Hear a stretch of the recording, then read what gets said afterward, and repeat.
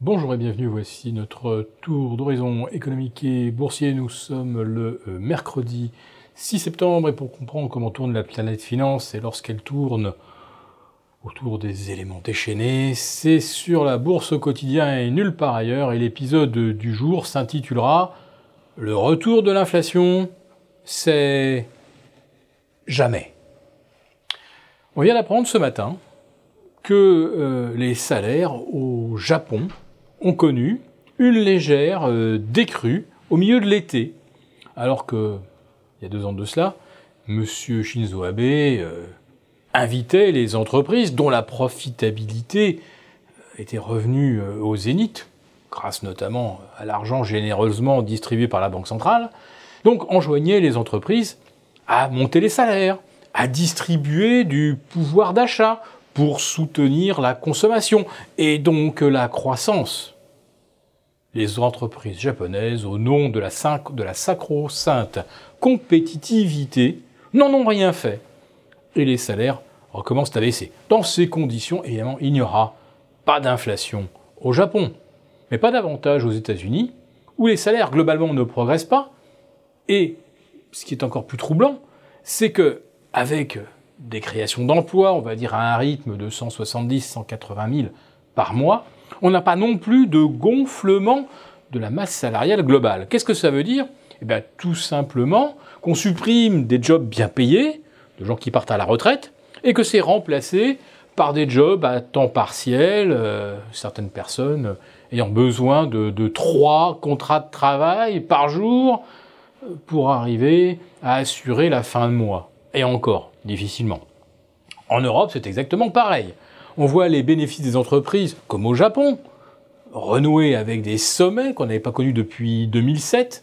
On a déjà distribué sur les 6 premiers mois de l'année 2017 pratiquement autant de dividendes ou d'argent sous forme de rachat de titres qu'au cours de toute l'année 2016. Et les salaires ne progressent pas non plus. Donc les salaires, quoi que gagnent les entreprises, ne progressent jamais.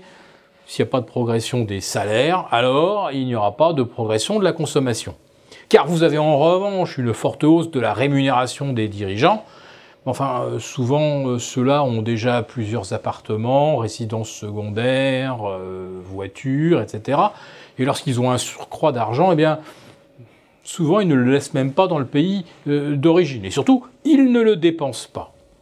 Donc, dans ces conditions, il n'y aura pas d'inflation du fait de la hausse des matières premières, et il n'y aura pas non plus d'inflation par les salaires. Alors maintenant, ce qui préoccupe les marchés à très court terme, c'est la trajectoire du cyclone Irma. Et oui, Irma passait de catégorie 4 à catégorie 5 hier, et cette nuit, on a enregistré des vents de 300 km/h. Alors, un cyclone, oui, ça souffle fort, sauf que des vents à 300 km/h, ça n'avait été enregistré qu'à 4 reprises au cours du siècle écoulé. Et puis surtout, dans l'histoire des États-Unis, il n'y a jamais eu 2 cyclones majeurs au cours de la même année. Or là, on pourrait avoir, après Harvey, Irma, 2 cyclones majeurs à l'issue de la même quinzaine. Alors la question qu'on se pose, c'est quelle serait l'ampleur des dévastations causées par Irma si le pire des scénarios survenait, c'est-à-dire que Irma poursuit plein nord-ouest en direction de la Floride, puis prend encore de la puissance grâce aux eaux chaudes du golfe du Mexique, et puis balaye la côte de la Floride jusqu'à la Louisiane pour aller ensuite mourir de nouveau aux confins du Texas. Oui, ça pourrait effectivement provoquer des dégâts, et qui dit dégâts dit sinistralité pour les compagnies d'assurance, et ce sont elles qui hier ont tiré Wall Street à la baisse. Mais il y a eu un autre phénomène intéressant hier soir à Wall Street.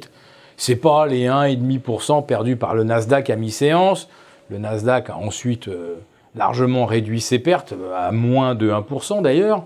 Ce qui est intéressant, c'est de voir que le VIX, le baromètre du stress, a fait une 3e embardée de plus 40% en l'espace de 4 semaines. Ça ne s'est jamais vu. Alors il y avait eu la flambée du 10 août, ensuite il y a eu une autre flambée autour du 16-17 août, Et puis, à nouveau, hier soir, avec des variations indicielles qui étaient relativement modestes, quand même, moins 1,20 au pire pour le S&P, historiquement, sur le VIX, ça provoque une tension de 4-5%. Mais pas 40%, enfin 36% pour être très précis. Ce qui signifie que à chaque fois qu'il y a un pic de volatilité, les banques centrales arrivent avec les extincteurs et puis on se remet à vendre de la volate. Quand je dis on, ce sont évidemment des institutionnels. Le marché des dérivés de volatilité n'est pas ouvert au grand public, même pas au travers d'ETF. Donc vous voyez, ça fonctionne vraiment entre professionnels. Mais là, il y en a qui, par 3 fois en l'espace de 4 semaines, se sont pris des retournements cinglants. Et quand on voit que le VIX bondit de 35 à 40%, ça veut dire quoi? Eh bien, que ceux qui étaient vendeurs de volates se rachètent en panique. Parce que 35 à 40%, ça veut dire qu'il y a évidemment un corner. Techniquement, il n'y a plus personne en face. Alors, combien ces pics de volatilité ont-ils coûté à ceux qui n'étaient pas dans le bon sens? Vous pouvez compter sur l'omerta qui règne dans le milieu, mais il y a un jour ou l'autre, eh bien, comme on dit, quand on a touché un sous-marin avec une mine, il faut attendre un petit peu avant que les débris remontent à la surface, et c'est un petit peu ce à quoi nous nous attendons. Et puis de toute façon, la volatilité, elle est vouée à monter à moyen terme. D'ailleurs, l'or qui franchit les 1330, même si c'est sans conviction, même si c'est sans enthousiasme, même si c'est sans véritable engouement, techniquement, l'or démontre qu'il y a bien en sous-jacent une stratégie de couverture. Et cette stratégie de couverture devrait également passer par l'achat de volates sur le VIX. Donc, aussi bien le VIX que l'or, à notre avis, sont amenés à continuer de progresser.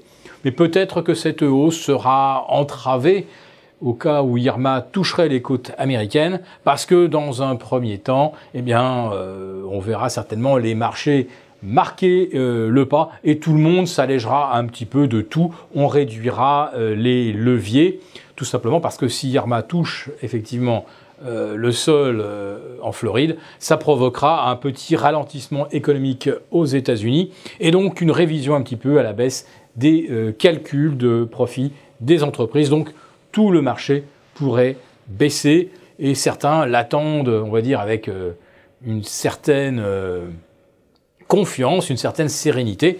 Les marchés doivent baisser. Mais ce que nous montre le VIX, c'est qu'il pourrait se mettre à baisser très fort d'un coup.